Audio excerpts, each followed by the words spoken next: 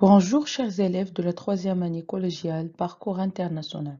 Aujourd'hui, on va traiter la deuxième partie du premier chapitre, c'est le cas de la digestion. On commence par l'appareil digestif chez l'homme. Alors, il est composé de deux choses, un tube digestif et des glandes digestives. الجهاز الهضمي يتكون من أمرين أساسيين، أنبوب هضمي وغدد هضمية. Alors, les organes qui composent le tube digestif, ce sont la bouche, l'œsophage, l'estomac, l'intestin grêle, le grand intestin et l'anus. Et les glandes digestives, c'est-à-dire des organes qui vont sécréter des liquides qui vont aider à la digestion, ce sont les glandes salivaires au niveau de la bouche. On a aussi le foie, la vésicule biliaire et le pancréas. Alors, ces organes, ils sécrètent un liquide qui s'appelle le suc digestif. عصارة هضمية. Alors, en général, le terme appareil digestif désigne le tube digestif plus les glandes digestives. Alors, tout d'abord, c'est quoi une digestion? C'est un mode de transformation d'aliments en substances et molécules assimilables par l'organisme. On a deux types de digestion. Une digestion mécanique qui se base sur une force, la force, et une digestion chimique qui se base sur une substance chimique qui va transformer les grosses molécules en petites molécules. Alors, ce mécanisme de digestion, il se base sur ce qu'on appelle la simplification moléculaire. يعني الهضم سواء هضم ميكانيكي أو هضم كيميائي يعتمد على ما يسمى مبدأ التبسيط الجزيئي. Alors, c'est quoi la simplification moléculaire? C'est le découpage des aliments simples en nutriments. C'est-à-dire, on passe des molécules complexes à des molécules simples. Selon ce qui précède, on a dit que on a deux types de digestion, une digestion chimique et une digestion mécanique. Mécanique qui se base sur la force, chimique qui se base sur l'effet d'une substance chimique. Alors, sur cela, on a la digestion va se dérouler dans trois endroits. La digestion au niveau de la bouche, la digestion au niveau de l'estomac et la digestion au niveau de l'intestin grêle. Si vous voyez, dans ces trois endroits, on a des glandes digestives ou bien des organes annexes. Bien sûr, ici, vous avez les glandes salivaires. Ici, vous avez le foie, vésicule biliaire et vous avez le pancréas. On commence par la digestion au niveau de la bouche. On commence par la digestion mécanique au niveau de la bouche. Alors, au niveau de la bouche, les aliments ils sont broyés et bien écrasés grâce aux dents, grâce à la salive et grâce à la langue. Alors, cette action elle s'appelle la mastication اللي هي المضغ. يعني عملية المضغ على مستوى الفم تتم بمساعدة الأسنان، بمساعدة اللعاب وبمساعدة اللسان. Alors, à la fin de cette mastication, on obtient ce qu'on appelle le bol alimentaire, اللي هي اللقمة الغذائية. La digestion mécanique, il se base sur une force. On passe maintenant à la digestion chimique. Une simple observation, c'est que lorsqu'on mastique un morceau du pain pendant quelques minutes, comme résultat, il prend légèrement un goût sucré. La question qui se pose, quelle est la source de ce goût sucré? Et pour répondre à cette question, on va proposer des hypothèses. Alors, peut-être ce goût sucré est dû à la transformation d'amidon grâce à la température corporelle. Alors, l'amidon, c'est un aliment non sucré qui se trouve au niveau du pain. Peut-être l'amidon, il va se transformer en sucre à cause de la salive. Et peut-être il va se transformer en sucre à cause de deux ensemble, c'est-à-dire à cause de la température corporelle et à cause de la salive. Alors, Pour vérifier si ces hypothèses sont vraies ou non, on va faire une expérience. Dans cette expérience, on va prendre du tube A et C, tube A et tube B. On va le mettre dans un bain-marie à 37 degrés. Pourquoi cette température? C'est la température corporelle chez l'homme. Et pourquoi on va le mettre dans cette température? C'est pour rendre l'expérience similaire à la réalité. Alors, dans le premier tube, on va mettre l'embois d'amidon-sel et dans le deuxième tube, on va mettre l'embois d'amidon plus la salive pendant 10 minutes. On va exercer une série de manipulations sur ces deux tubes. La première, c'est d'ajouter l'eau iodée. Et comme on a vu dans la première partie, l'eau iodée, c'est un réactif qui révèle la présence de l'amidon en donnant comme résultat une coloration bleu-violacée.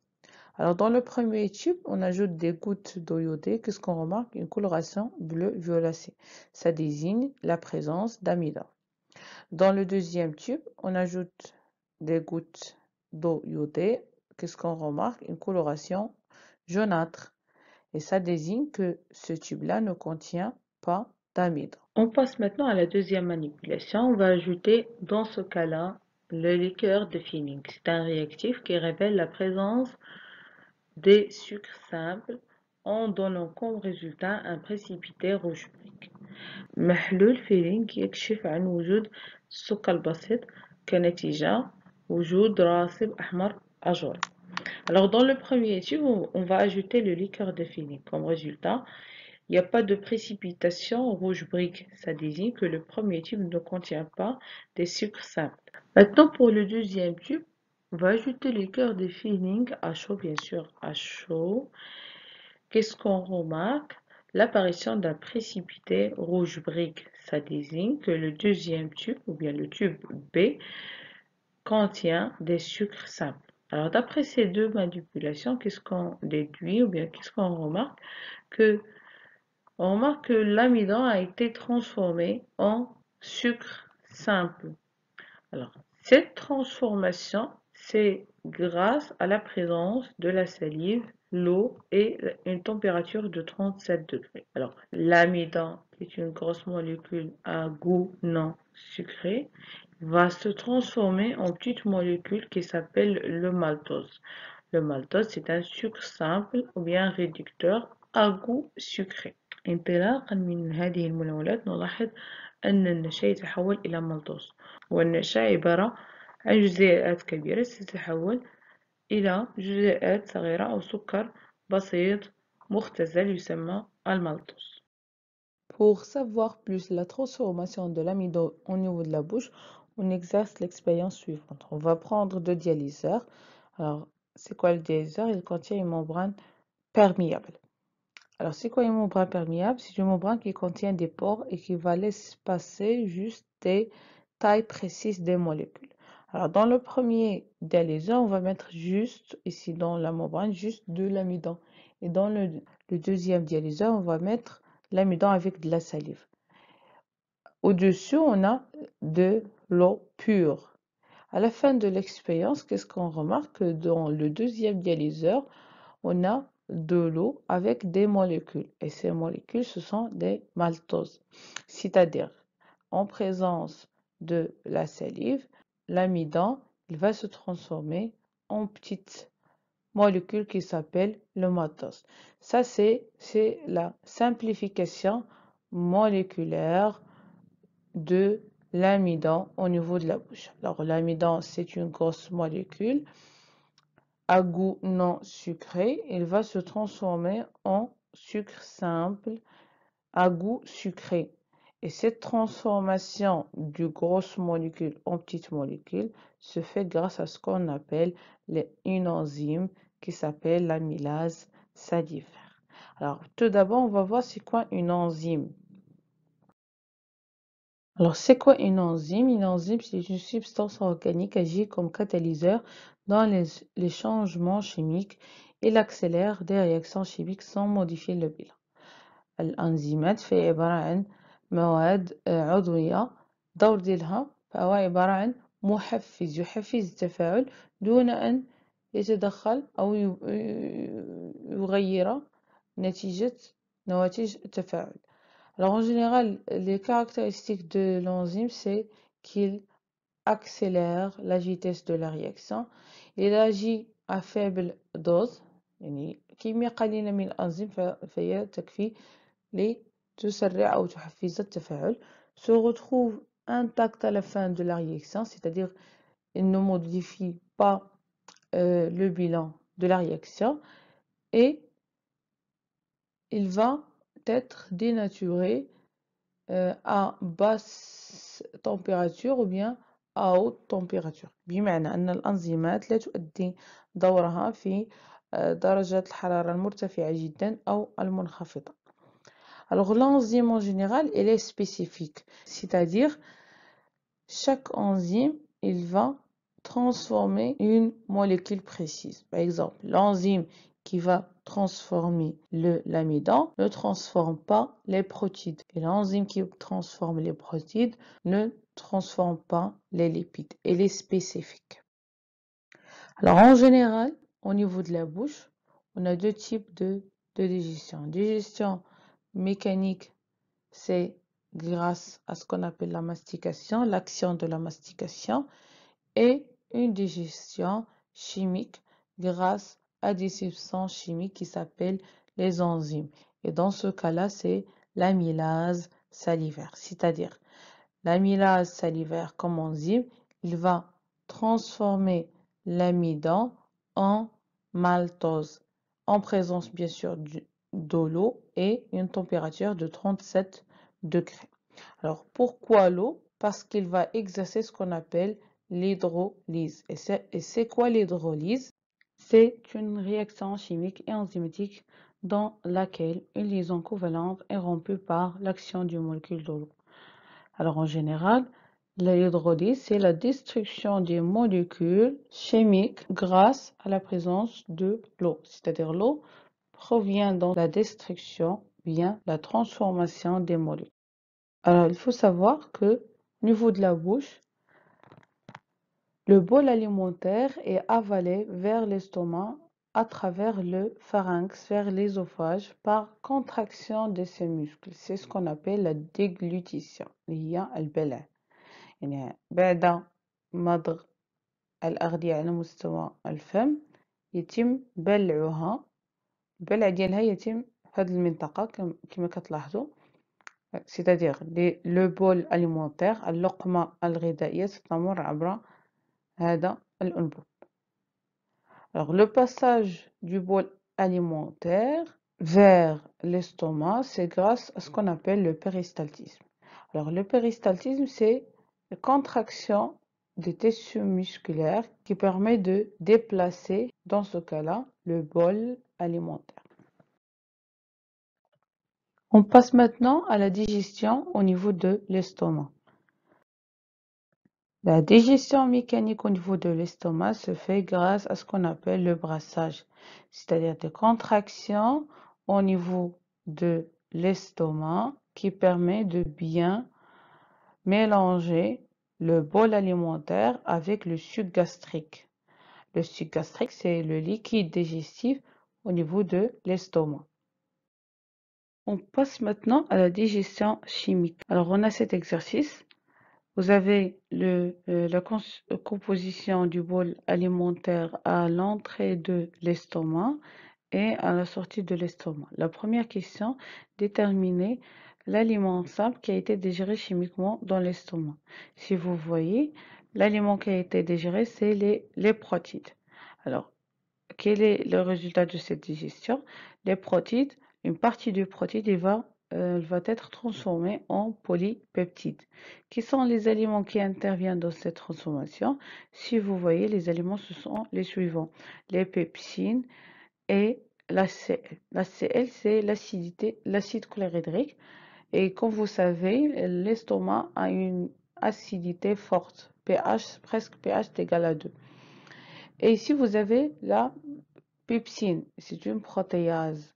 Alors en général, les mots qui se terminent ou bien qui portent un suffixe ase, ça désigne une enzyme. C'est-à-dire, dans ce cas-là, les protéines ils vont être transformées en polypeptides grâce à cette enzyme et en présence de l'ACL. Alors, pepsine et ACL représentent le suc gastrique. Le suc gastrique, c'est un suc digestif au niveau de l'estomac. Au niveau de l'estomac, les protéines vont se transformer en polypeptides grâce à une enzyme qui s'appelle la pepsine. C'est une protéase. Cette transformation, c'est en présence de l'ACL, l'acidité de l'estomac, la présence de l'eau et une température de 37 degrés. Alors en général, la transformation des protéines en polypeptides, c'est une simplification partielle des protéines, c'est une simplification moléculaire. C'est-à-dire, les protéines, ils vont se transformer en des petites molécules qui s'appellent les polypeptides.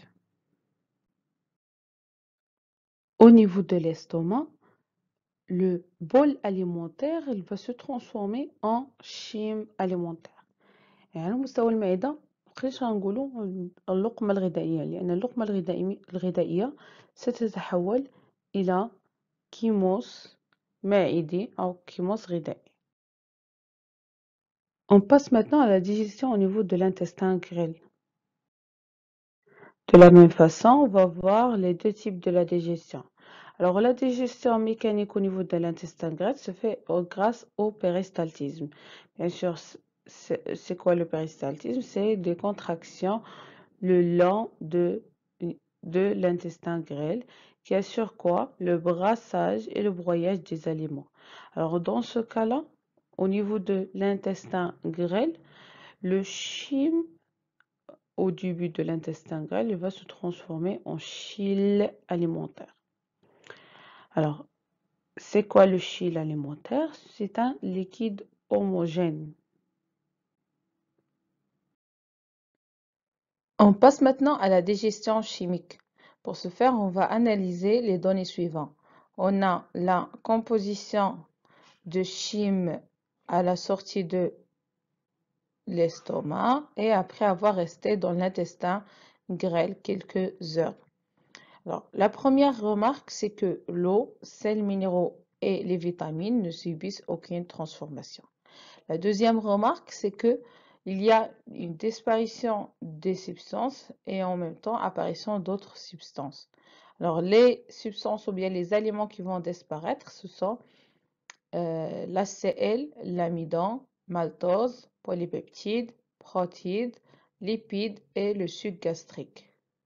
Et les aliments ou bien les substances qui vont y apparaître, ce sont les glucoses, l'acide aminé, acide gras, glycérol et cellulose, mucus et la bile. Si vous voyez bien, l'amidon et le maltose est remplacé par le glucose. Alors, ce sont des sucres. Alors, l'amidon et le maltose, ce sont des sucres, ils vont être remplacés par le glucose. Le polypeptide et les protides, ce sont des protides. Sont des protéines et vont être remplacées par l'acide aminé. Les lipides, ils vont être transformés en acide gras et glycérol. Alors, on note aussi la disparition d'ACL et le suc gastrique parce que l'acidité et les sucs gastriques restent au niveau de l'estomac. Et en parallèle, on a l'apparition de la cellulose, mucus et la bile. Alors, la disparition des sucs gastriques va être remplacée par un autre suc au niveau de l'intestin grêle. Alors, comment ça se fait la digestion chimique au niveau de l'intestin grêle? C'est grâce à une collaboration de plusieurs sécrétions digestives ou bien liquides digestifs. Alors, au niveau de la première partie de l'intestin grêle qui s'appelle le duodénum, sont déversés plusieurs liquides digestifs. Le premier liquide, c'est le suc pancréatique synthétisé au niveau du pancréas. On a aussi le suc intestinal synthétisé au niveau de l'intestin grêle et on a le liquide de la bile synthétisé ou bien produite par le foie. Alors, pour le suc intestinal et le suc pancréatique, ce sont des sucs digestifs, c'est-à-dire il contient des enzymes. Mais la bile ce n'est pas un suc digestif parce qu'il ne contient pas des enzymes, mais il a un rôle primordial ou bien un rôle très important dans la digestion au niveau de l'intestin grêle. Alors, la bile en général intervient dans la digestion des lipides. Il facilite le travail de lipase par dispersion des molécules de lipides. Comme j'ai déjà mentionné, la bile n'est pas un suc digestif parce qu'il ne contient pas des enzymes, mais il a un rôle très important dans la digestion des lipides parce qu'il facilite le travail de lipase par dispersion de ces molécules lipidiques. Une deuxième remarque, c'est que les sucs digestifs ne contiennent pas l'enzyme servant à digérer la cellulose. Et la cellulose est un polysaccharide contenu dans les fibres végétales et qui facilite l'absorption intestinale. Alors, au niveau de l'intestin grêle, on a plusieurs transformations. Et ces transformations, elles vont rendre les molécules d'un liquide homogène qui contient des petites molécules, c'est-à-dire le chyme alimentaire, il va se transformer en chyle alimentaire. Alors, le chyme, on va le trouver se trouve au niveau de l'estomac et le chyle se trouve au niveau de l'intestin grêle. Alors, quelles sont ces transformations? Premièrement, on a la transformation de l'amidon et le maltose en glucose. L'amidon se transforme en maltose grâce à l'enzyme au niveau de l'intestin grêle qui s'appelle l'amylase pancréatique. Cette enzyme est synthétisée au niveau du pancréas. Le maltose, il va se transformer en glucose grâce à une enzyme qui s'appelle le maltase. Maintenant, pour la transformation des protides et des polypeptides en acides aminés. Les protides, il va se transformer en polypeptides grâce à une enzyme qui s'appelle la trypsine. C'est une protéase. Alors, la pepsine, on a vu la pepsine au niveau de l'estomac et au niveau de l'intestin grêle, on a ce qu'on appelle la trypsine. Alors, les polypeptides transformés au niveau de l'estomac et l'intestin grêle, ils vont être digérés et transformés en acides aminés grâce à une enzyme qui s'appelle la peptidase. Maintenant, pour les lipides, alors les lipides, ils vont se transformer en acides gras et glycérol grâce à lipase et à l'aide, bien sûr, de la bile. Toutes ces transformations se font en présence de l'eau et d'une température de 37 degrés. Alors, si vous voyez, on a l'amidon et les protides au niveau de l'intestin grêle. Alors pourquoi? Parce qu'une quantité de l'amidon au niveau de la bouche et les protides au niveau de l'estomac, ils vont passer vers l'intestin grêle. لأن كمية من النشا والبروتيدات لا يتم هضمها على مستوى الفم وعلى مستوى المعدة فيتم في الأخير هضمها أو تحويلها على مستوى المعي الدقيق. On finit par un schéma récapitulatif de tout ce qu'on a vu sur la digestion. La digestion en général se fait dans 3 organes. C'est le cas de la bouche, l'estomac et l'intestin grêle. Ce sont des organes de type digestif. Alors on commence par la bouche. L'amidon, il va se transformer en maltose grâce à l'amylase salivaire. Cette enzyme se trouve au niveau des glandes salivaires ou bien en général dans la salive. Maintenant pour l'estomac. Au niveau de l'estomac, l'aliment qui va être digéré, ce sont les protides. Et les protides, ils vont se transformer en polypeptides grâce à la pepsine qui se trouve au niveau du suc gastrique. Maintenant, au niveau de l'intestin grêle. Au niveau de l'intestin grêle, plus précisément dans la première partie de l'intestin grêle qui s'appelle le duodénum, sont versés plusieurs liquides digestifs. On a la bile, le suc pancréatique et le suc intestinal. La bile sert à faciliter le travail des lipases. C'est le cas de l'émulsification ou bien l'émulsion. Au niveau du suc pancréatique, on a plusieurs enzymes. Exemple, l'amylase pancréatique, protéase, pepsine, lipase et maltase. Alors, ces enzymes, ils vont transformer l'amidon et le maltose en glucose, protides, polypeptides en acides aminés et les lipides en acides gras et glycérol. Alors, pour l'eau, sels minéraux et les vitamines et les glucoses, ne subissent aucune transformation. Pourquoi? Parce qu'ils sont des petites molécules. Alors, à la fin de la digestion, bien, le résultat de la digestion donne ce qu'on appelle les nutriments. C'est-à-dire, les aliments simples, ils vont se transformer après la digestion dans le tube digestif en nutriments. Et ce sont sept nutriments qui sont l'eau, sels minéraux, vitamines, glucose, acides aminés, acides gras et glycérol. Ce sont 7 nutriments. Je répète, ce sont l'eau, sels minéraux, vitamines, glucose, acides aminés, acides gras et glycérol. فيما يخص الهضم فالأغذية البسيطة اللي هي السكريات الدهنيات والبروستيدات سيتم هضمها على مستوى الأنبوب الهضمي في الفم المعدة والمعي الدقيق لتعطينا في الأخير ما يسمى بمواد القيت وهي 7: الماء، الأملاح المعدنية، الفيتامينات، الجليكوز، الأحماض الأمينية، الأحماض الدهنية والجليسيرول. J'espère que cette vidéo vous a plu. On se verra dans la prochaine vidéo, Inch'Allah.